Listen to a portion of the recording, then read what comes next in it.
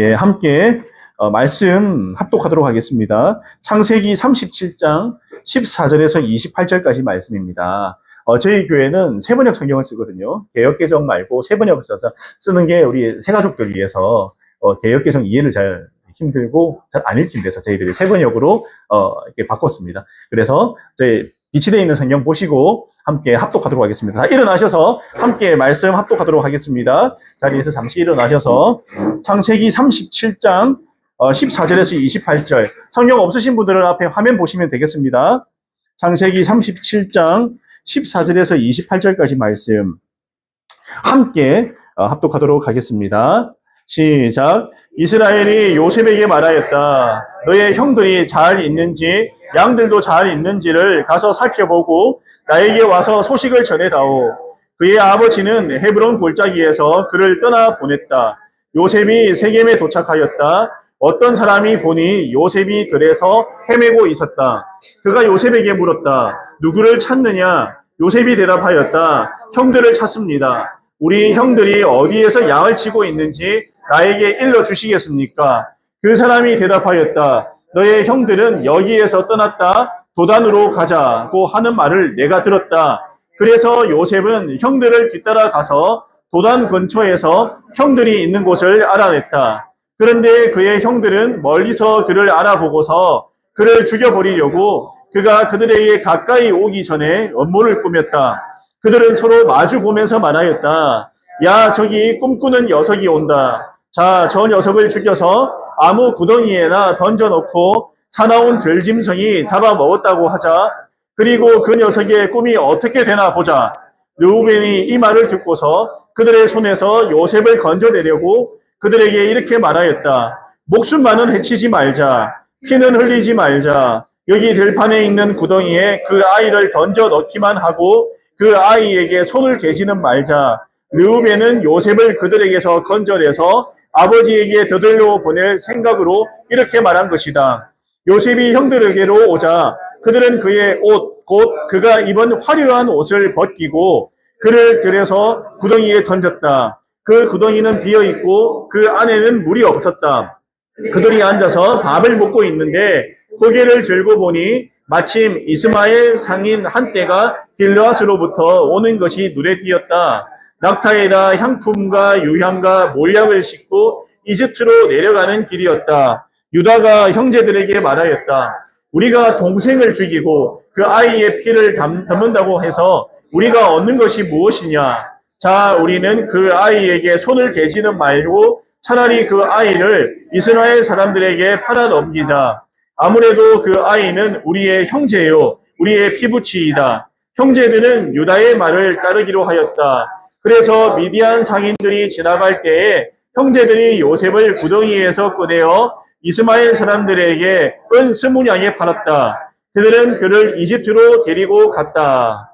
아멘. 네, 자리에 앉으시기 바랍니다. 네.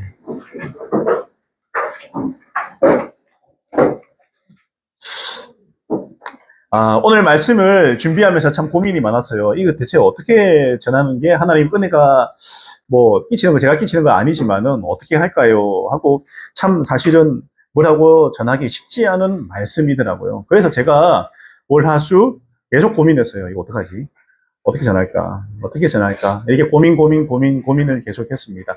저희 교회는 일주일간 이게 큐티 말씀으로 묵상을 하고, 묵상을 한 그 말씀으로 제가 이게 말씀을 전하기 때문에, 또 성도들은 성도들 나름대로 묵상을 하고 말씀으로, 저는 제대로 준비해서 이렇게 말씀을 묵상하고 전하는 또 이런 구조거든요. 그래서 사실은 좀 고민이 많은 거예요. 다들 어떻게 묵상을 하고, 어떻게 생각을 하고, 어떻게 살기로 작정을 했을 건데, 제가 허투루 준비하면 안 되겠다는 항상 그런 압박감을 가지고 살아가고 있습니다. 근데 하나님께서 저에게 앉아 있는데 이렇게 말씀을 주시는 거예요. 상의가 이렇게 전하는 게 어떨까라고 하나의 생각을 주셨습니다. 그래서 거기에 맞춰가지고 제가 말씀을 좀 준비를 좀 하게 되었습니다. 예, 간단합니다. 별로 어렵지 않더라고요. 하나님께서 제게 주신 오늘 말씀의 메시지가 그렇게 어렵지 않습니다. 제가 우리가 살아가면서 이런 생각을 할 때가 있잖아요. 어떤 상황이 딱 벌어지면은 그 상황을 바라볼 때 어떻게 생각합니까? 상황에 매몰돼서 상황을 바라보고, 아, 저 사람이 이렇다, 상황이 이렇다, 사건이 이렇다라고 바라보는 경우가 참 많이 있습니다. 그리고 우리가 신앙생활 하다가 다양한 상황, 다양한 경우를 보는데 어떤 거 봤냐면 예전에 새벽 기도를 갖다가 열심히 하시는 그런 어떤 집사님 한 분이 계셨어요. 근데 새벽 기도를 나오는 또 다른 사람이 있었겠죠. 다른 성도가 있었겠죠. 열심히 나오다가 요즘 왜 안 나오지? 아예 안 나오는데 믿음이 떨어진다 보다. 하나님으로부터 멀어지는 거 아니야? 이렇게 걱정을 하면서 이야기를 하는데 알고 보니까 이분이 집안에 좀 사정도 있었고 또 몸이 또 병마루 때문에 굉장히 좀 안 좋아졌어요. 그래서 새벽 기도를 갖다가 못 나올 상황까지 이르게 되었는데 믿음이 떨어지고 본인은 어떻게 생각하냐면 단편적으로 상황이 몸이 안 좋다, 상황이 안 좋다라기보다는 믿음이 떨어진다고. 믿음이 떨어진다. 신앙이 안 좋아졌다. 그렇게 이야기를 하시는 걸 제가 들으면서 혹시나 다른 상황이 있는 건 아닐까라고 생각을 한 거예요. 그리고 알고 보니까 가정 문제와 몸의 아픔으로 스트레스에 극도로 달하면서 이게 많이 다운이 된 상황이었어요. 신앙적으로 힘들어 하시더라고요. 그래서 쉽게 판단한 것에 대해서 그 집사님이 굉장히 후회하고 미안해하고 하는 그런 모습을 제가 보게 되었거든요. 그리고 나서 그 다음 또 상황으로 전개가 되는 것을 제가 보았습니다.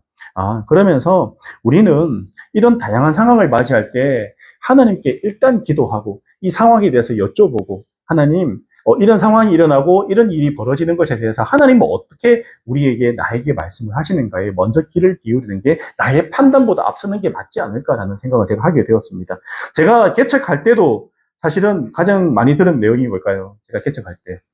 아니, 코로나 끝나고 지금 가장 어려울 때 개척을 하네? 개척교회 힘들다. 이런 식의 왜 개척하는 거야? 그런 말들을 참 많이 들었습니다. 그러나 제가 개척하고 들은 한 가지 생각은 이 사람들의 생각하고 나의 생각도 다르고 그리고 하나님의 생각이 다를 수 있구나.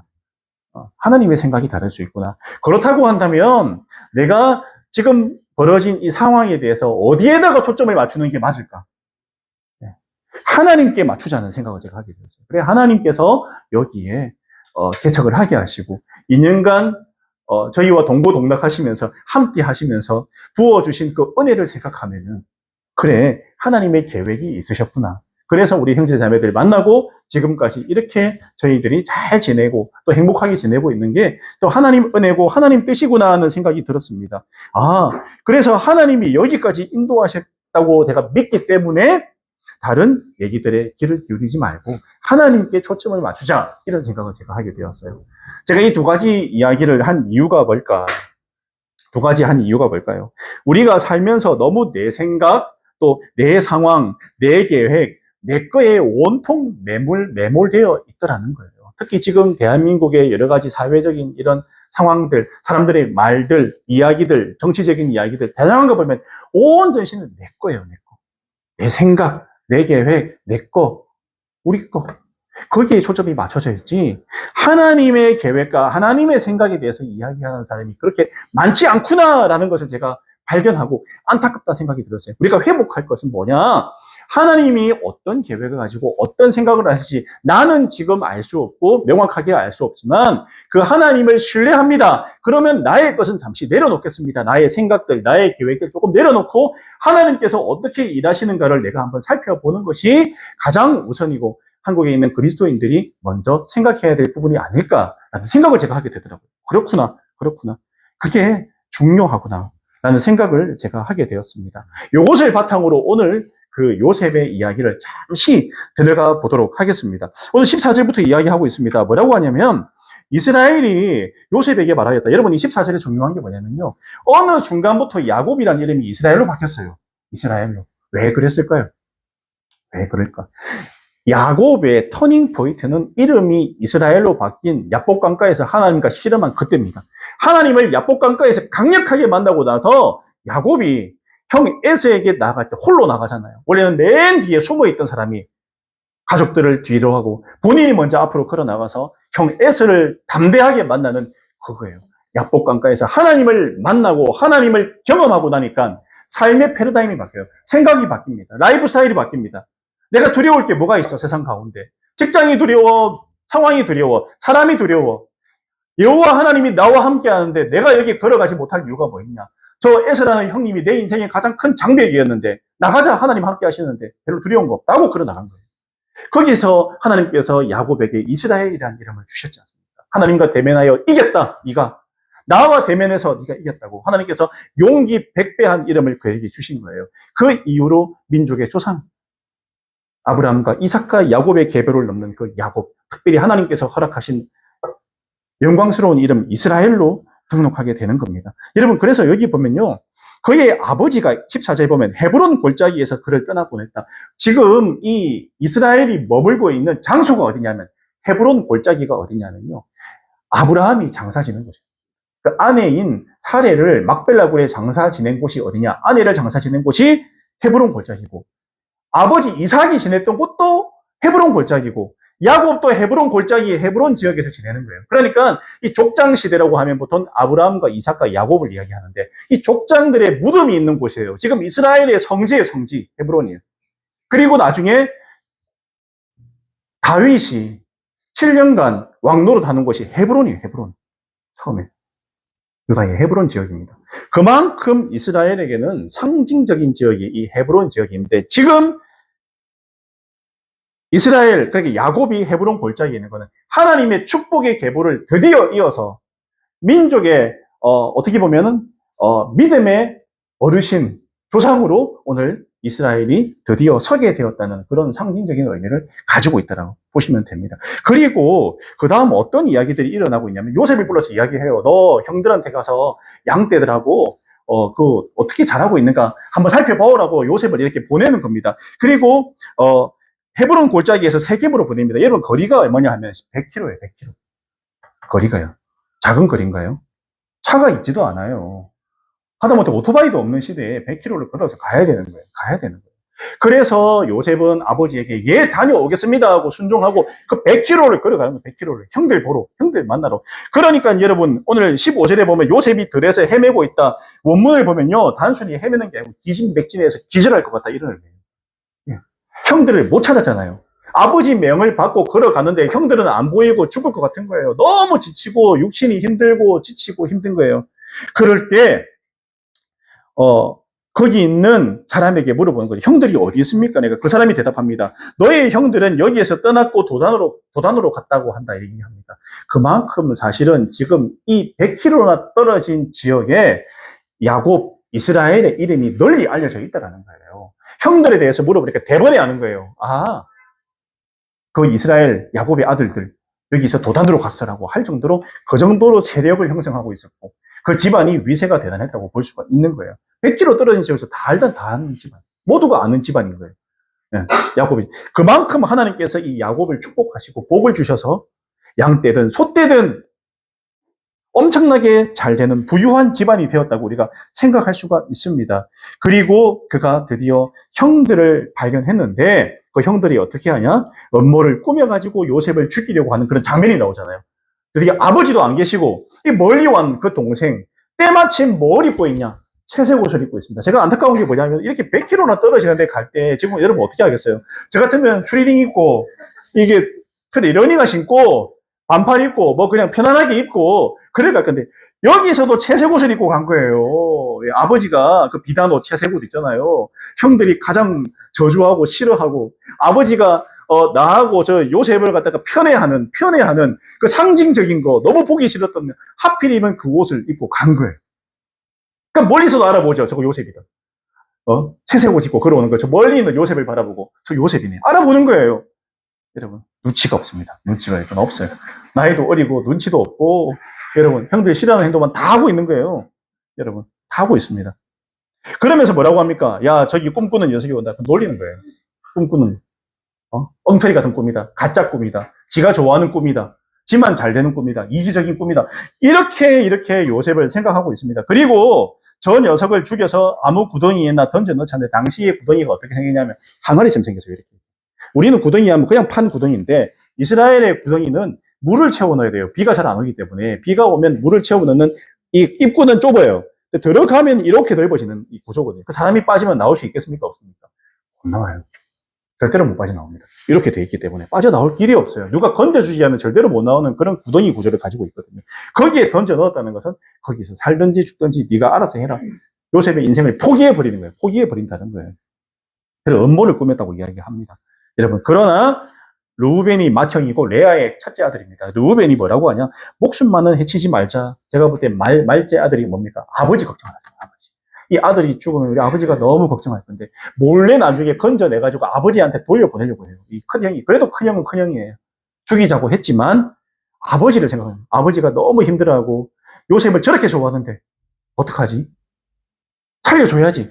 그렇게 이야기를 합니다. 여러분.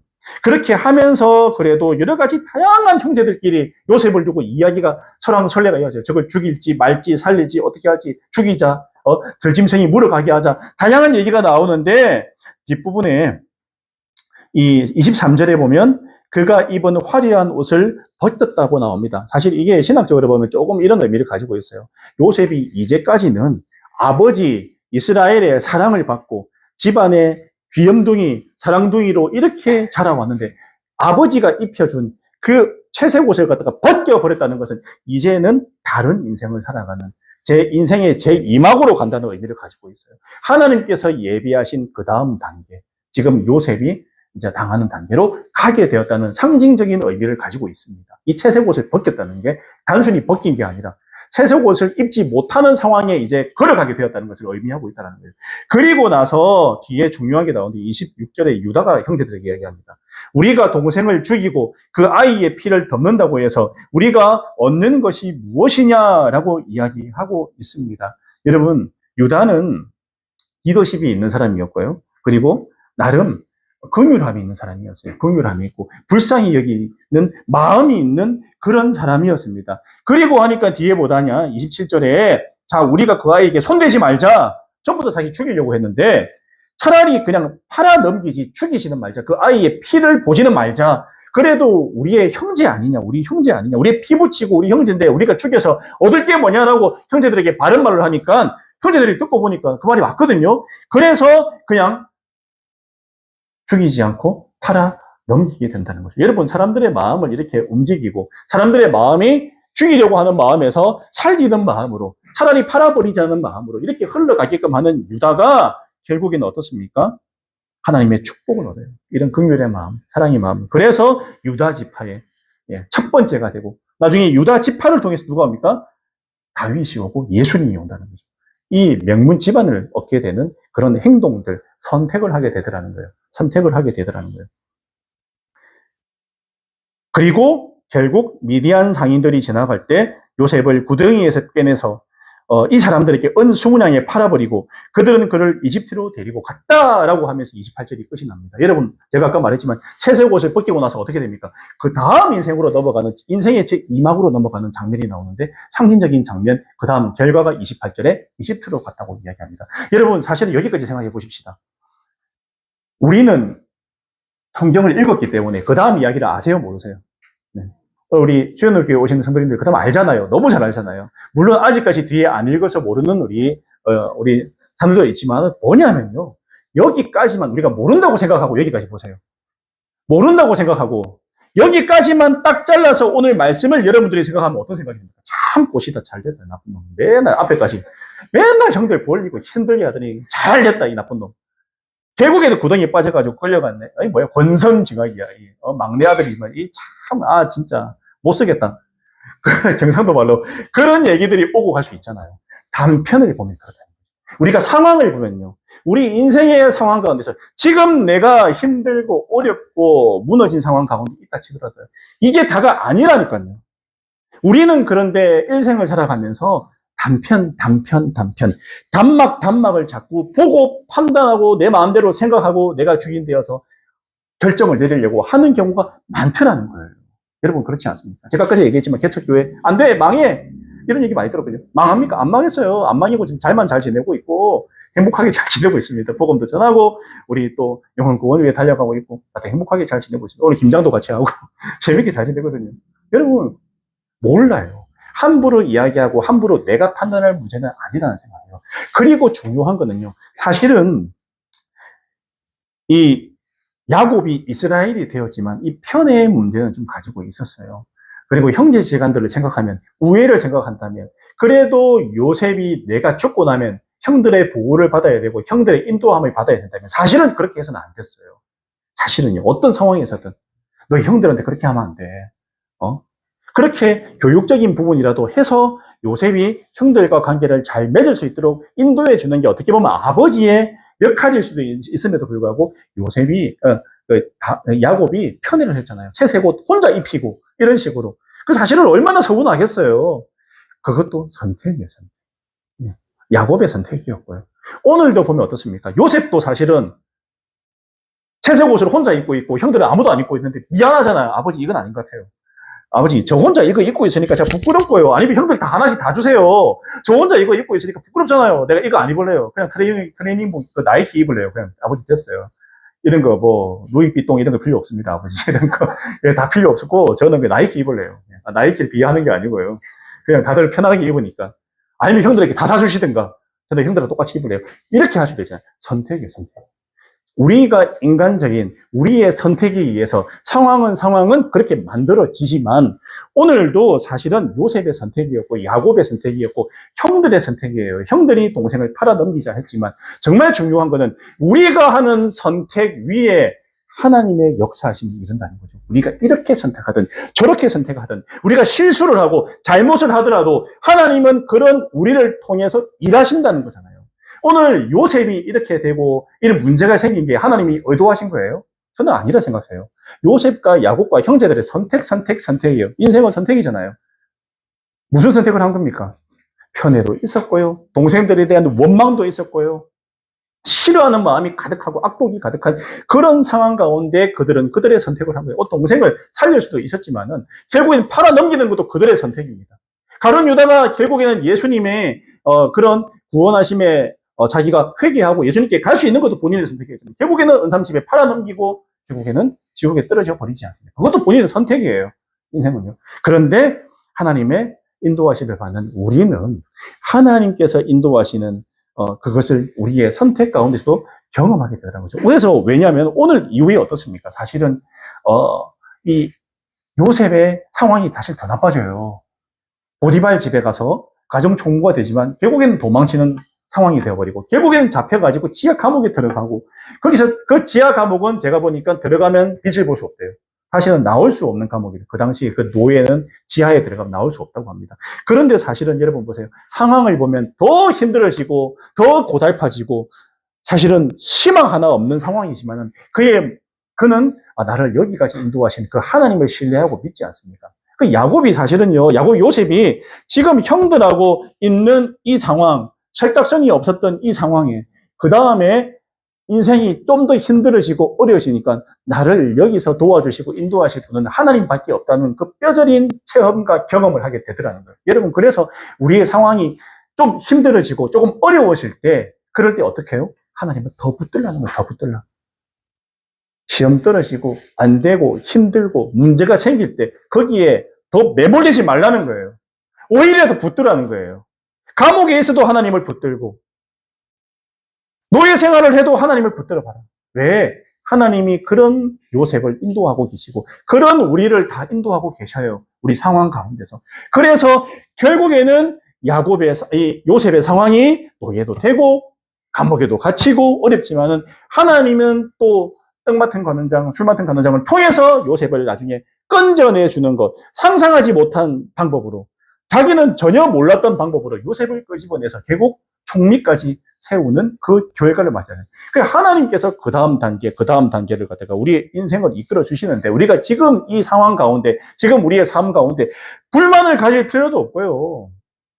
단편적으로 내 마음대로 판단하고 이야기를 할 필요가 없다니까요. 우리는 그렇게 하면서 스스로 신앙생활 가운데 깎아먹고 스스로를 힘들게 만들고 옆에 있는 사람들도 힘들게 만들고 시험 들었다 얘기하고 왜 시험 들어요? 그냥 그렇구나. 하나님께서 그 다음 인도하심이 있으니까 믿고 나가자라고 믿음의 이야기를 하시기 바랍니다. 여러분, 자기 스스로 힘들게 자신 자신을 몰아붙이지 마시기 바랍니다. 근데 좀 안 돼요. 목사님 힘들어요. 요즘 바닥 치고 있어요. 뭐 그럴 수 있어요. 바닥도 칠 수 있고 어려울 수도 있지만 그럴 때 오늘의 말씀을 한번 꼭 생각해 보시기 바랍니다.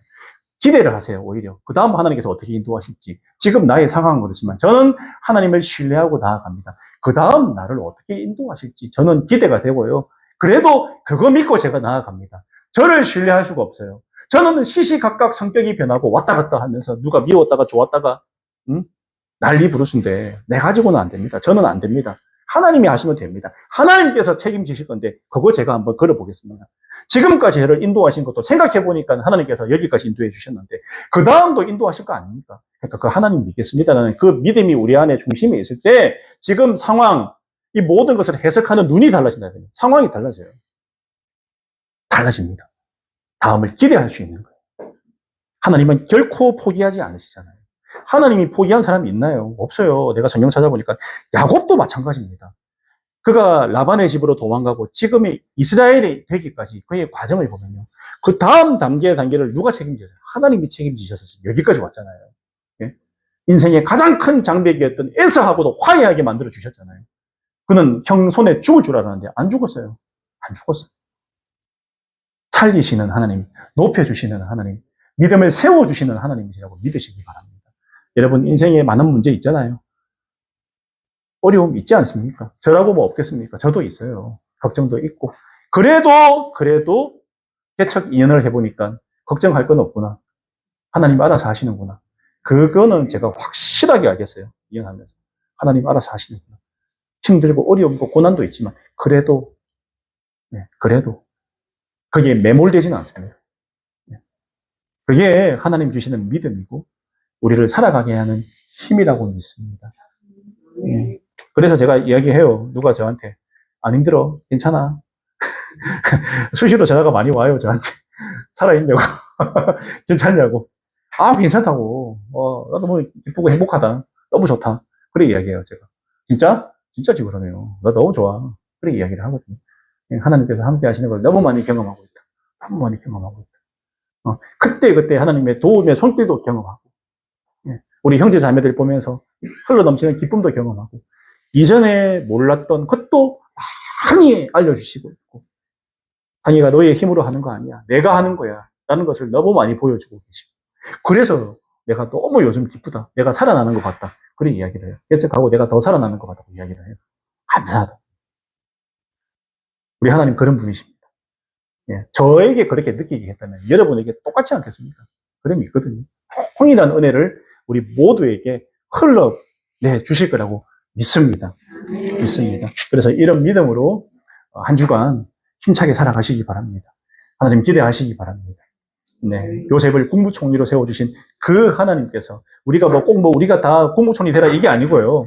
그 다음 쉴만한 물가로 우리가 기뻐할 수 있는 그 물가로 또 하나님을 만나는 게 기뻐하는 거잖아요. 하나님 만나는 그 자리가 총리 자리라 생각합니다. 저는 나를 여기까지 인도해 주신 그 하나님을 많이 경험하고 아멘 할렐루야가 터져나오는 여러분들의 한 걸음 한 걸음 되시기를 주님의 이름으로 축복합니다. 아멘. 함께 말씀 생각하면서 함께 기도하도록 하겠습니다. 우리가 너무 내 관점으로 바라봤는데 하나님 눈으로, 하나님 관점으로 이 상황을 바라보자. 오늘 말씀 제목처럼 하나님 관점으로 나를 바라보고 내 상황도 바라보자. 우리가 한 목소리로 기도하도록 하겠습니다. 기도하시겠습니다. 하나님 도와주시오.